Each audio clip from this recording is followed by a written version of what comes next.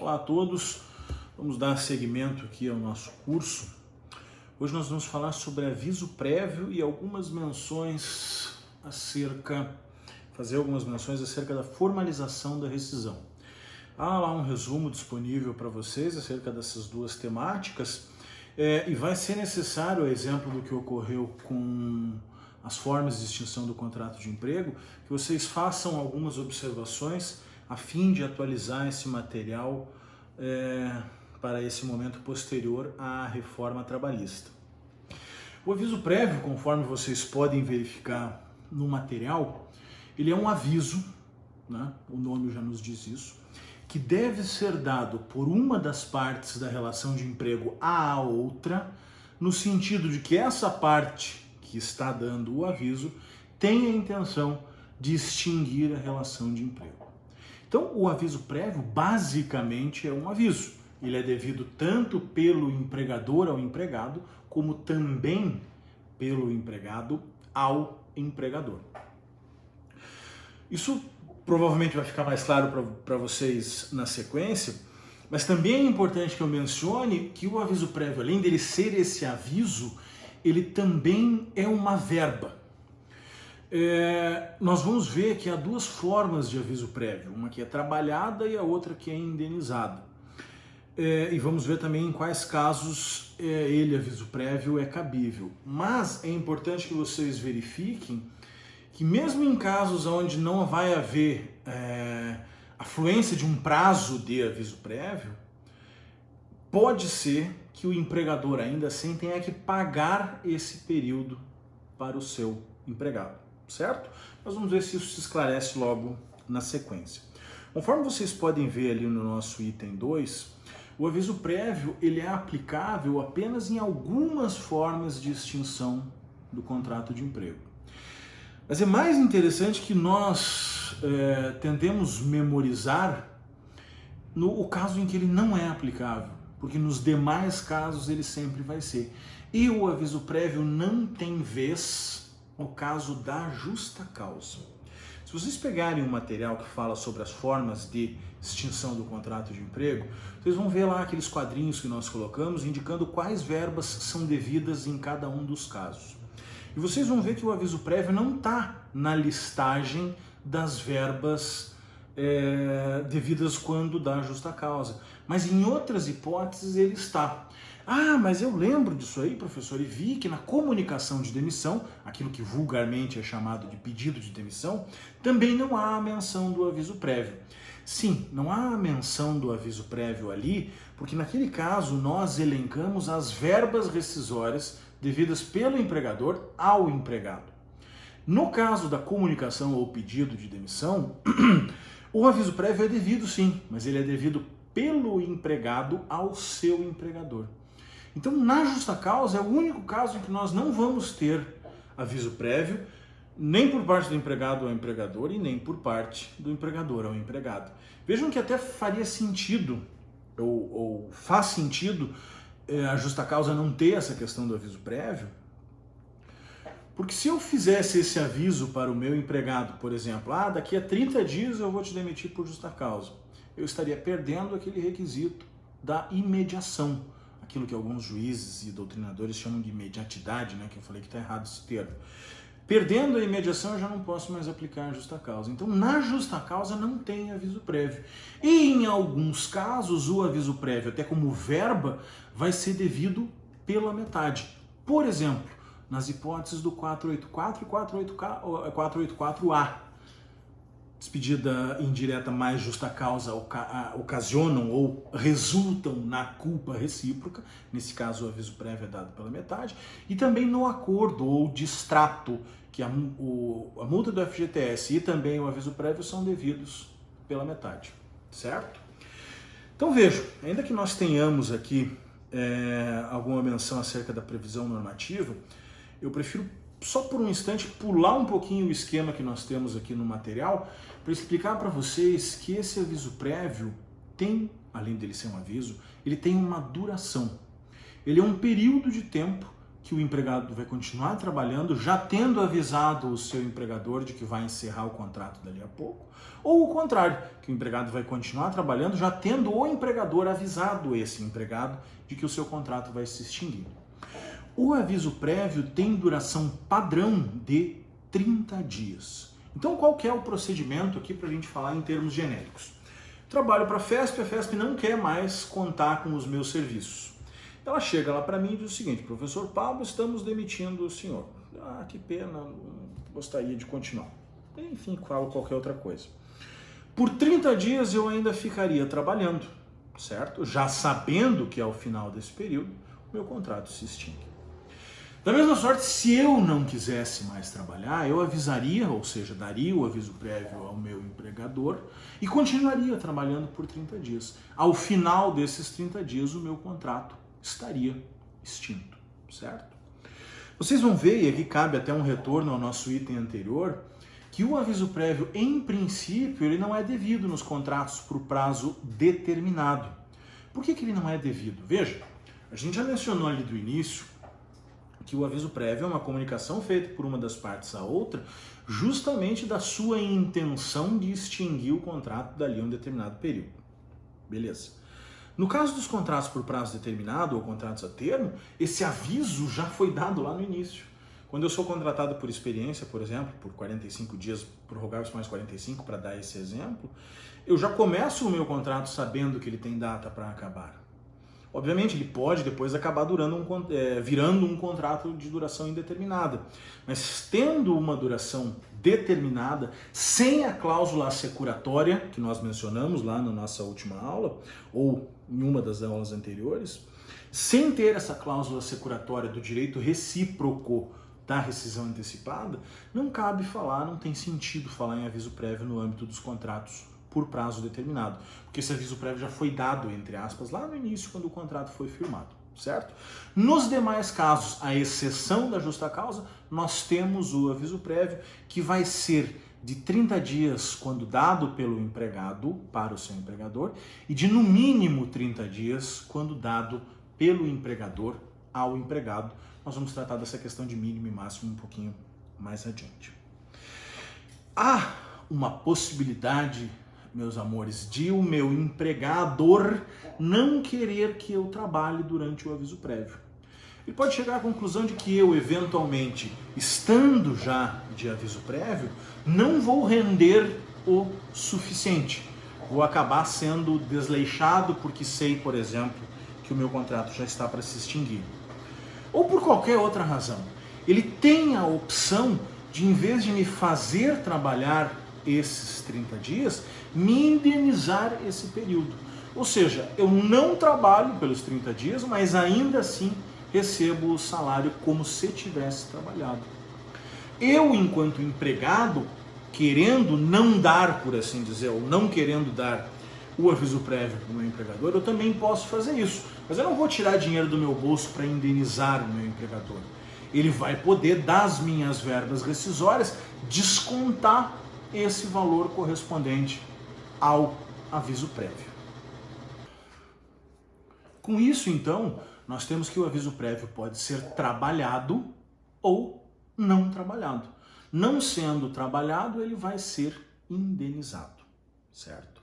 Agora, há um detalhe importante e que há aqui no material de vocês a menção daquilo que se chama ou se convencionou chamar de projeção ficta do aviso prévio.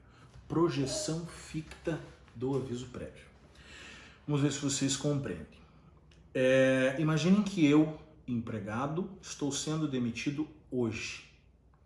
E o fim do meu contrato, porque eu vou estar de aviso prévio, se dará de hoje somados 30 dias.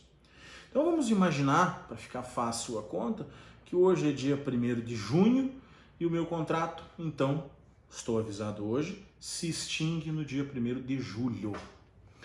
Mas o meu empregador não quer que eu fique trabalhando. Ele pode me indenizar o período? Pode. É a opção dele, empregador. Ele não pode deixar de me dar o aviso prévio, mas ele pode indenizar. Perfeito. Então ele não quer que eu trabalhe, pela razão que ele tiver, e vai me indenizar. Vejam, se eu estivesse trabalhando, o meu contrato se extinguiria apenas no dia 1º de julho. Não trabalhando, ou seja, tendo o aviso prévio indenizado, o meu contrato se extingue no dia 1º de julho também.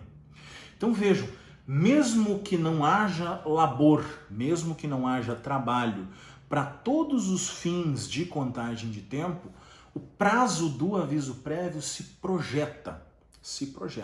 Ah, mas e qual que é a vantagem disso, professor? Por exemplo, para contar período de férias, que vão ser proporcionais no caso de uma demissão, de uma despedida arbitrária. 13º também, vejam que o 13º a gente pode, conforme já mencionamos, verificar a proporcionalidade dele de acordo com o número de meses que se passou no ano, certo? Se terminasse no dia 1º de junho, eu só contaria, para falar do 13º, janeiro, fevereiro, março, abril, maio e junho não entra, certo? Porque eu trabalhei um dia só. Mas como o aviso prévio se projeta, mesmo que eu não trabalhe, para todos os fins é como se o meu contrato tivesse terminado no dia 1º de julho. E aí, esse mês de junho também entra, tanto na contagem do meu aviso prévio, quanto, do meu 13º, quanto das minhas férias. Outro detalhe importante, imaginem que o meu contrato se extinguiria lá no dia 1º de junho, esse mesmo exemplo. Mas no dia 15 de junho vai haver um reajuste para todos os funcionários, um reajuste salarial. Todos os funcionários vão receber lá uma majoração de, 5% no valor do seu salário. Ah, mas o meu contrato terminou no dia 1º de junho. Eu tenho direito a essa majoração, ainda que obviamente só no que concerne a esse último mês, porque no dia 15 de junho, em virtude da projeção ficta do aviso prévio, é como se eu estivesse trabalhando. Ah, mas então quer dizer que eu não posso arranjar outro emprego, professor? Que daí eu ainda vou estar com a carteira vinculada a esse meu primeiro empregador? Onde está escrito que a gente não pode ter mais de um empregador? Isso é comum, inclusive, com professores. Tem professor que dá aula na FESP, dá aula na Positivo, dá aula na Tuiuti, dá aula na Casa do Capeta, onde for. Então vejam, não há problema com relação a isso, certo? É possível então que eu já consiga uma nova colocação e ainda assim eu vou receber pelo período, certo? E para todos os fins vai se considerar como se eu estivesse trabalhando. Um problema decorrente disso, e que não era assim outrora, é que eu posso também adquirir garantia de emprego no curso do aviso prévio projetado. Eu discordo dessa situação, mas eu discordar em nada é a mesma coisa. Mas imaginem só que eu estou demitindo lá a minha funcionária. Ela sai no dia 1º de junho, mas ela tem lá direito a, por exemplo, 90 dias de aviso prévio. E a gente já vai ver quando isso é possível. Mas não, vamos menos. Vamos deixar os 30 dias de aviso prévio. Logo, para todos os fins, é como se o contrato dela se extinguisse no dia 1º de julho e não 1º de junho. Beleza, lá no dia 15, ou melhor, dia 12, Dia 12 de junho, dia dos namorados, ela engravida. Adquiriu a garantia de emprego da gestante.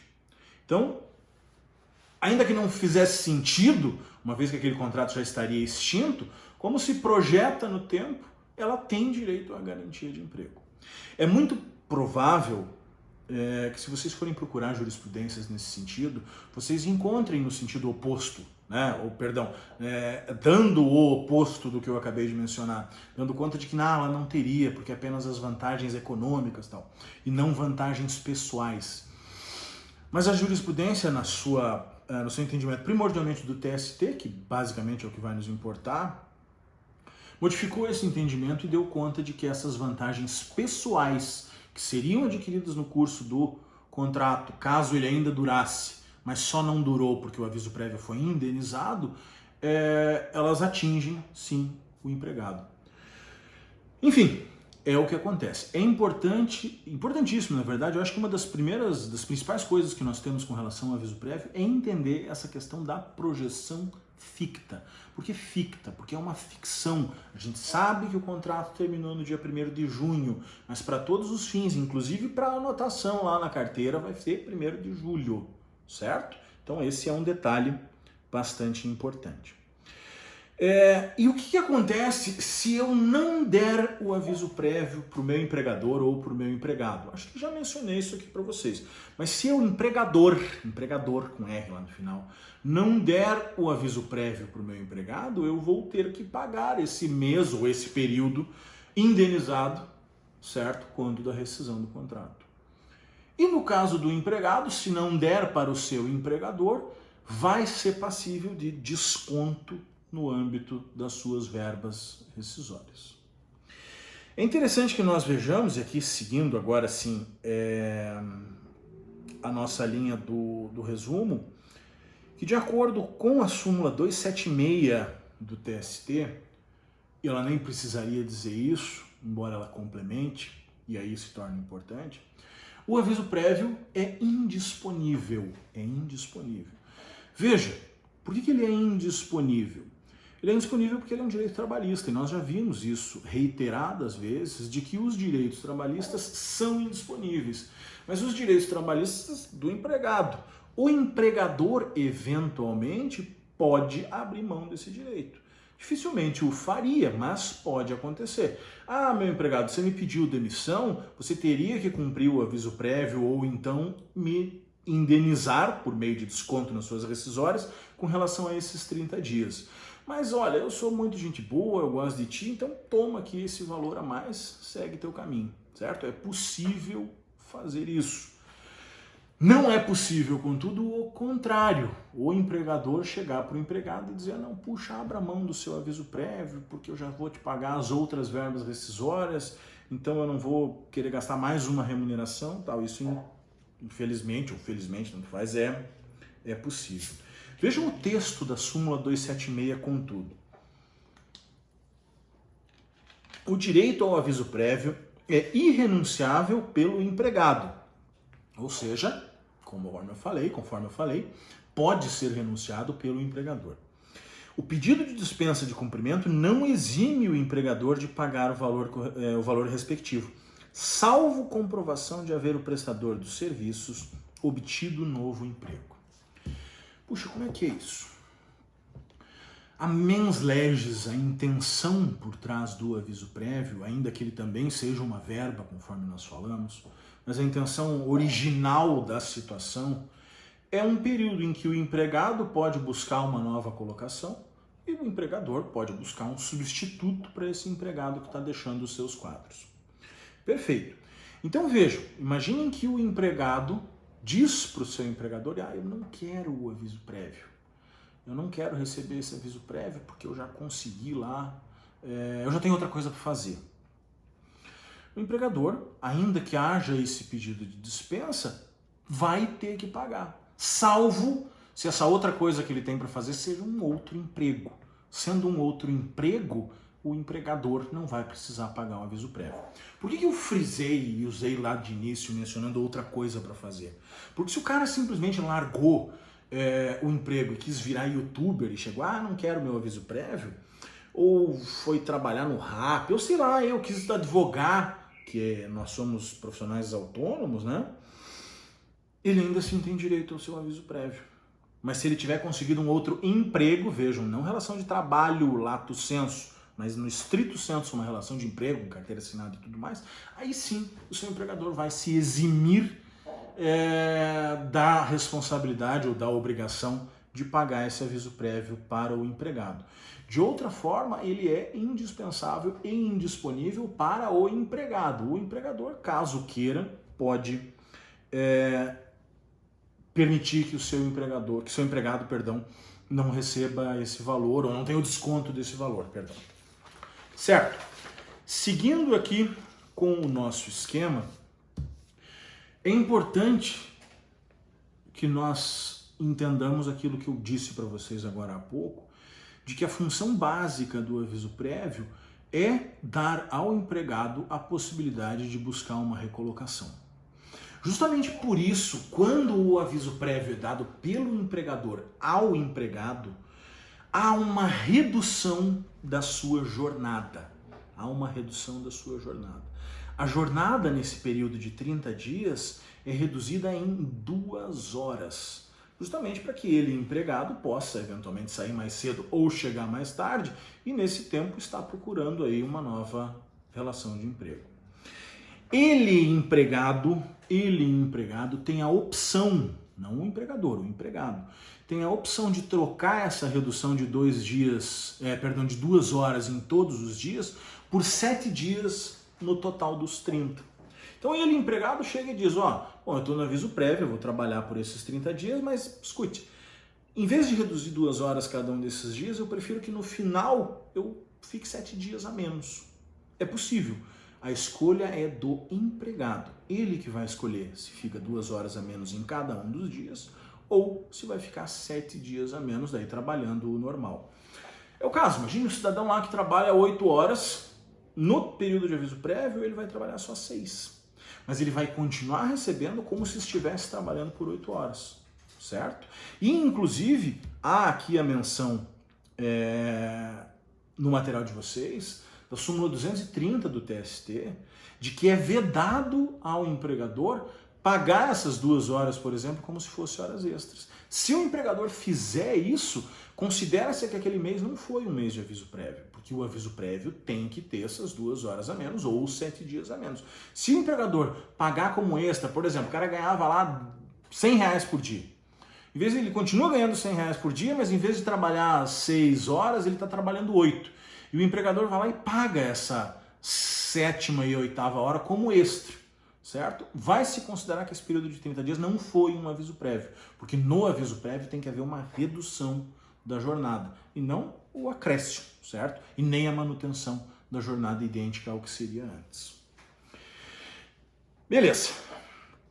Há aqui, meus amores, uma menção acerca do aviso prévio no âmbito da nossa última matéria, que era a garantia de emprego. As duas figuras, elas são absolutamente incompatíveis. O aviso prévio, conforme falei para vocês hoje, é justamente um aviso de uma parte a outra de que o contrato vai ser extinto. Enquanto que a garantia de emprego vai justamente na mão contrária, obstaculizar que o empregador ponha fim ao contrato. Então, caso seja de interesse do empregador por fim ao contrato de alguém que está em garantia de emprego, o aviso prévio tem que ser concedido após o fim do tempo da garantia de emprego. Não posso fazer, por exemplo, e talvez isso torne a situação mais clara, com que os últimos 30 dias da garantia de emprego coincidam com os 30 dias de aviso prévio. Não, máquina de lavar. Então vejo, tenho lá uma funcionária gestante, 4º mês após o parto, ela ainda está em garantia de emprego porque ele vai até o 5º mês após o parto. Já chego e digo o seguinte, fulana, tu tem ainda mais 30 dias aqui de garantia de emprego, ao mesmo tempo esses 30 dias já serão o teu aviso prévio. Terminado esse período, você está na rua, tchau e benção. Não dá, eu teria que terminar a garantia de emprego, ou seja, no 5º mês após o parto, findo o 5º mês após o parto, aí sim se iniciam os 30 dias. Vejam que eu dei o exemplo da gestante porque é a garantia de emprego talvez das mais comuns, né? Mas isso aconteceria em qualquer uma das outras formas de garantia de emprego que nós já estudamos. Outro ponto que nós temos aqui no nosso resumo é a falta grave durante o aviso prévio. Aqui, ainda que esteja, que haja aqui algumas menções, é bem simples. A falta grave, ela se sobrepõe a qualquer outra forma de extinção do contrato. Então veja, imagine que eu estou de aviso prévio porque eu, empregado, comuniquei a minha demissão. Mas no curso desse período que eu estou trabalhando, o meu empregador vai lá e comete uma das faltas previstas no artigo 483 da CLT. Eu posso aplicar a rescisão indireta, certo? Então, a falta grave tem prevalência no curso do aviso prévio. Da mesma sorte, o contrário. Imaginem que o meu empregador é quem resolveu pôr fim ao contrato, né? Promover essa resilição unilateral. Eu estou trabalhando lá aqueles meus 30 dias, com as 2 horas a menos em cada um dos dias, e aí, revoltado por estar sendo demitido, eu vou lá e cometo alguma das faltas previstas no artigo 482, por exemplo, da CLT. Ele pode me demitir por justa causa, certo? Não há um empecilho. Ah, mas e se o aviso prévio foi indenizado? Bom, aí no indenizado isso não teria vez, certo? Até porque eu já nem estaria mais trabalhando, seria um pouco mais difícil, ainda que não impossível, que eu cometesse uma das faltas previstas no artigo 482. Deem uma olhada nesse sentido nos artigos 490 e 491 da CLT, bem como na súmula 73 do TST. É importante que mencionemos ainda a reconsideração do ato. Imaginem que, seja empregado, seja empregador, concedeu aviso prévio à outra parte e se arrependeu. Eu tô bravo aqui porque eu não gosto de ficar gravando aula, eu gosto de quadro negro, eu gosto de estar em sala, e chego lá para a FESP e digo, tô fora, vou trabalhar por mais 30 dias aí para terminar o semestre e depois não contem mais comigo. Passa alguns dias, uns 10 dias, por exemplo, e eu digo, putz, como é que eu vou ficar sem meus alunos queridos? E eu não vivo sem vocês sabem disso. Chego lá e digo, Gilson, você lembra que eu te pedi demissão e tal, né? Tem como a gente voltar atrás? É possível que eu me arrependa, certo? E é possível que o empregador concorde. A mesma coisa no sentido oposto. A empregadora, nesse caso a FESP, chega lá e diz, eu não quero mais contar com o teu serviço, vai continuar trabalhando aí por 30 dias. E antes de terminar esses 30 dias, eles chegam lá e dizem assim, puxa, como é que eu vou ficar sem o professor Pablo aqui? Não tem como. Escute, o que você acha de continuar? Você lembra aquele aviso prévio que eu te dei? Não é aviso a sério, tá? Enfim. É possível que qualquer uma das partes se arrependa, mas essa reconsideração do ato só vai ser válida se a outra parte aceitar. Mesmo no caso do empregado. O empregado deu aviso prévio para o seu empregador, terminou aquele período, o contrato está extinto. Mas no meio do caminho eu me arrependi e pedi para ficar. Se o empregador não aceitar, não há obrigação de manutenção do contrato. Se aceitar, beleza, deixou de ser aviso prévio, vamos seguir a nossa vida e continuar trabalhando aqui juntos. Mas, em qualquer das duas situações, se houver o arrependimento e a outra parte não concordar com a manutenção do vínculo, findo o período de aviso prévio, o contrato estará extinto, certo? Beleza. Há aqui ainda uma menção, meus amores, com relação à dispensa nos 30 dias que antecedem a data base. A gente já falou sobre isso, a data base é a data em que há uma majoração nos salários de determinada categoria profissional, que pode ser coincidente com a entrada em vigor de uma convenção coletiva, ou em uma data que essa convenção coletiva prevê para que esses salários sejam majorados. Em princípio, e é por isso que eu deixei isso de fora das garantias de emprego, o empregado teria direito a não ter o seu contrato extinto nesse período. Ou seja, nesses 30 dias que antecedem a data base, o contrato não poderia ser extinto, salvo por justa causa ou por iniciativa do próprio empregado. Mas nesse caso, o empregador pode sim extinguir o contrato, mas vai ter que fazer a rescisão já levando em conta os valores majorados, além de pagar o valor de uma remuneração, como indenização ou multa, por assim dizer, certo? Basicamente é isso que eu tenho para falar para vocês com relação ao aviso prévio. É uma matéria relativamente curta e relativamente simples, ainda assim é importante que nós demos alguma atenção a ela. Algo que não está de maneira direta aqui no nosso material é o aviso prévio que dure mais do que 30 dias. A Constituição da República deu como um dos direitos dos empregados urbanos e rurais, e dentre outros, o aviso prévio proporcional. Mas por muito tempo nós tínhamos só duas espécies de aviso prévio, uma de 8 dias, que deixou de existir, e esse de 30 dias, que vigia sozinho até relativamente pouco tempo. Mas cadê a proporcionalidade disso? Puxa, se eu estou dando um aviso prévio de 30 dias e não importa nada para garantir esses 30 dias, não é proporcional. Então, criou-se uma legislação, e aqui é um marco do trabalho legislativo brasileiro. A lei que garantiu aí, ou que garantiu não, que veio regulamentar esse aviso prévio proporcional, que a Constituição garantia, ela tem 2 artigos. E o artigo 2º diz: esta lei entra em vigor na data de sua publicação. Então ela é basicamente um caput e um parágrafo, tá? Nós chegamos à conclusão, vendo essa legislação, que o aviso prévio agora, quando for dado pelo empregador ao empregado, e não o contrário, só quando ele for dado pelo empregador ao empregado, ele tem no mínimo 30 dias. No mínimo 30 dias.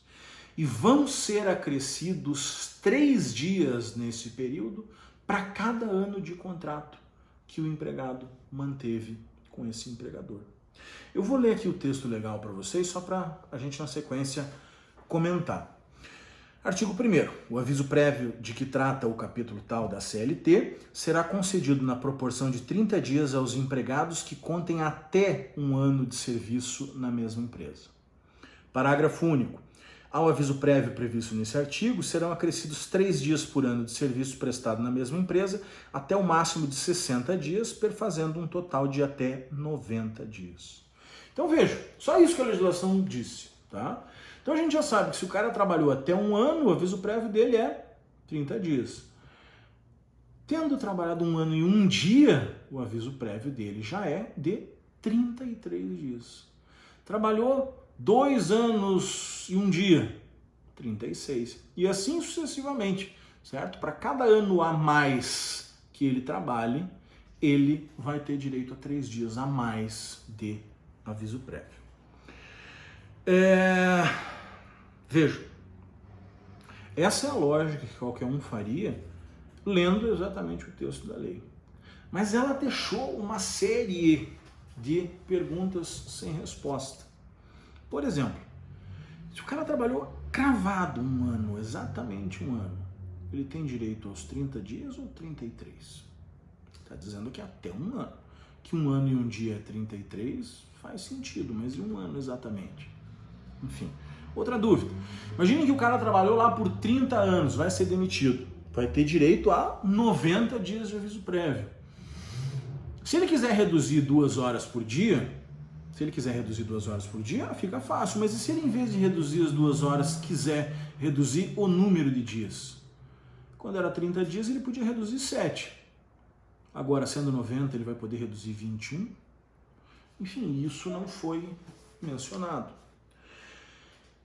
Houve algumas tentativas, não foi nem tentativa, conseguiu-se regulamentar isso por meio do Ministério Público do Trabalho, por âmbito do Ministério do Trabalho.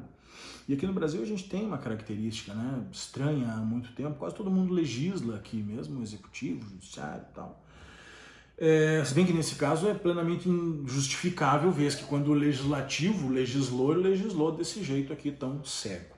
Então vejam bem,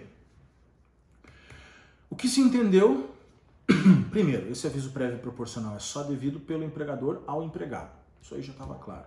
Segundo, só pode ser trabalhado, mesmo que o aviso prévio seja de 90 dias, só 30 dias podem ser trabalhados. Esse é o máximo trabalhado. Se o cara tem direito a 90 dias, ele vai trabalhar 30 e os outros 60 vão ser necessariamente indenizados.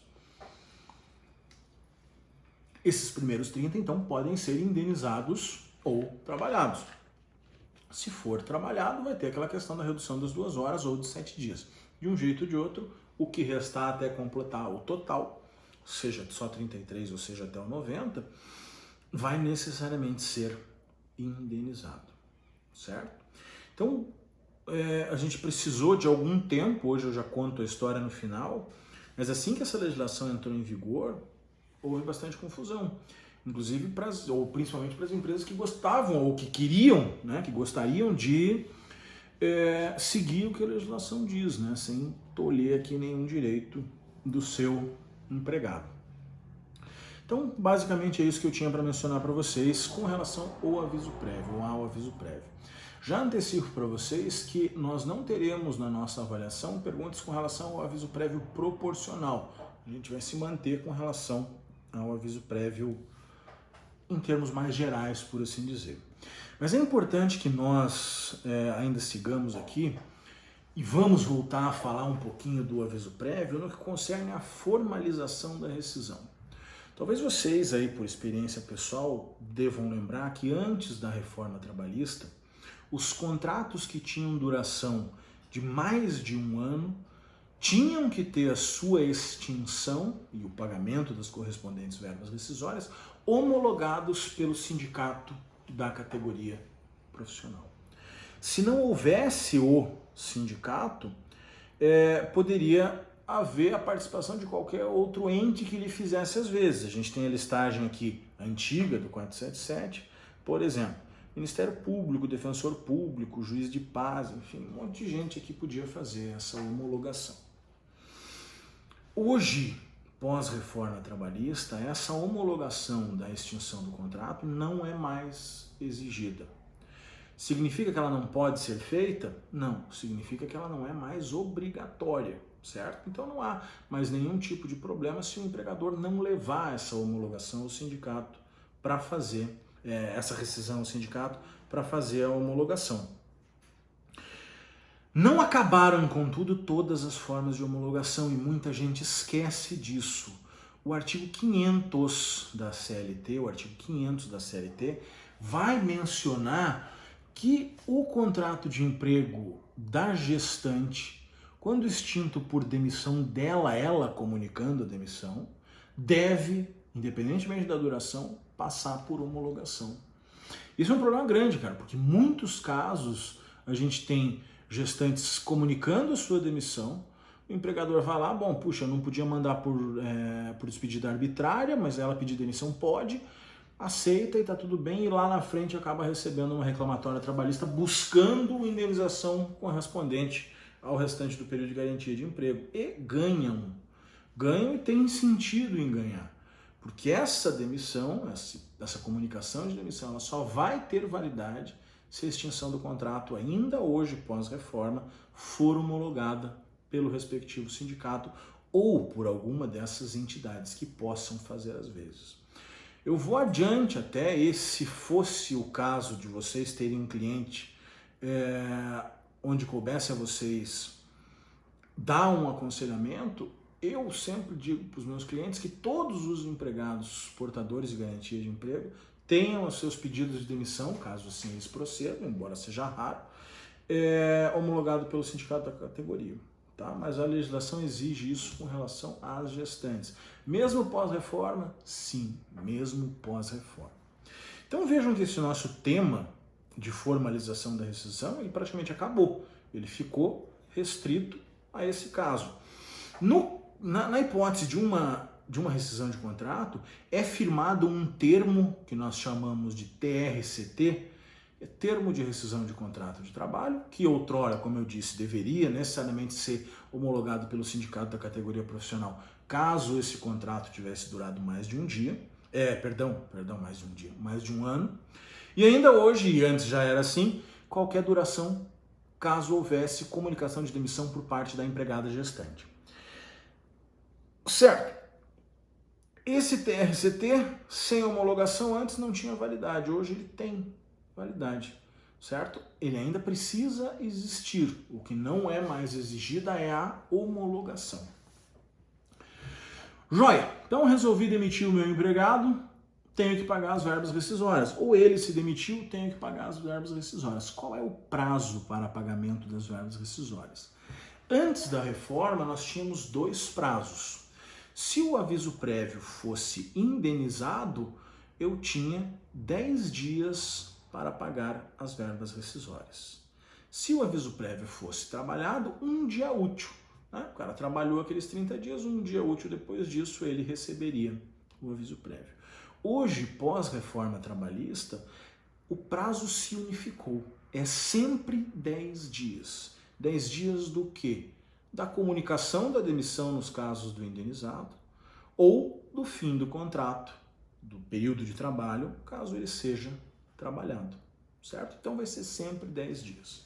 O que nos traz para o nosso encerramento, que é uma figura que o brasileiro criou, uma vez que é um povo extremamente criativo, que é o aviso prévio cumprido em casa.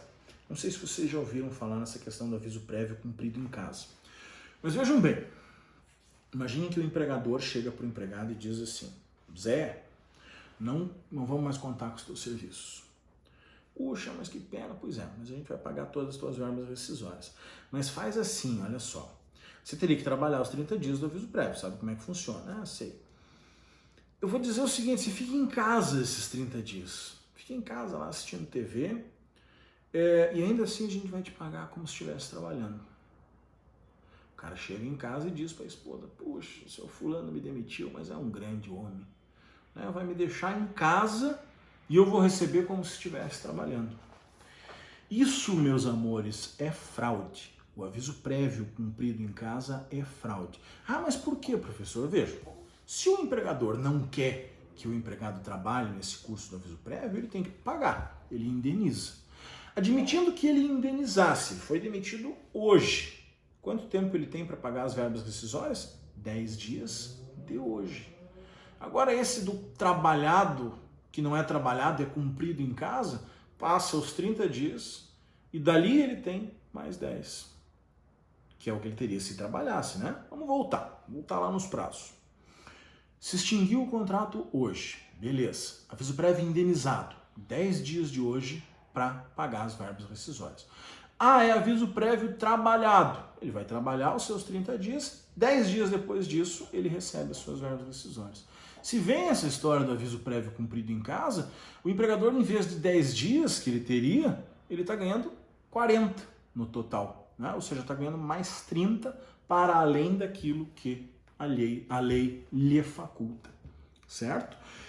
Se esse prazo não for cumprido, esse prazo de 10 dias, é devida uma multa por parte do empregador, aquilo que nós comumente colocamos nas petições como multa do 477, justamente por ser o artigo 477 na Consolidação das Leis do Trabalho, que embora esteja aqui prevista em alguns valores estranhos, está falando em BTN, que é uma unidade, é no valor de uma remuneração. Tá? Então, se esse prazo para pagamento das verbas rescisórias não for obedecido, o empregador vai ter que pagar para o seu empregado um plus, uma multa, que é equivalente ao valor de uma remuneração. Certo? Senhores, aproveitando que o nosso semestre também se encaminha para o final, é exemplo do que aconteceu com os contratos de emprego, nós ainda temos uma matéria para tratar aqui por meio dos vídeos, que é o Fundo de Garantia por Tempo de Serviço. Vai ser basicamente o nosso último vídeo, esse que vai tratar sobre Fundo de Garantia por Tempo de Serviço. Último vídeo com matéria nova, por assim dizer, porque depois eu vou fazer uma revisão para a prova com vocês, que eu ainda não decidi se vai ser por vídeo assim ou pelo nosso Zoom ou qualquer outro equivalente. É importante, contudo, que se não nessa semana, na semana que vem, a gente faça essa aula via Zoom ou equivalente, justamente para que nós possamos tirar algumas dúvidas, eventuais dúvidas com relação àquilo que nós vemos tendo por base com base aqui no YouTube, né? Vejam, nós tivemos aqui no segundo bimestre, a gente já teve férias, embora fosse matéria do primeiro bimestre, nós deixamos para esse. Nós tivemos também as formas de extinção do contrato de emprego, tivemos garantia de emprego e agora aviso prévio. Falta mais, como eu disse, ainda a FGTS. Peço então que aqueles que eventualmente não tenham assistido todos os vídeos, que os assistam, para que na sequência nós possamos então marcar um tira-dúvidas aí, onde vocês podem fazer alguma pergunta. Pode ocorrer também, é difícil, eu não reviso os vídeos por completo, que alguma menção ou não tenha ficado clara, ou até que eu tenha falado alguma bobagem que vocês captem aí no meio do caminho.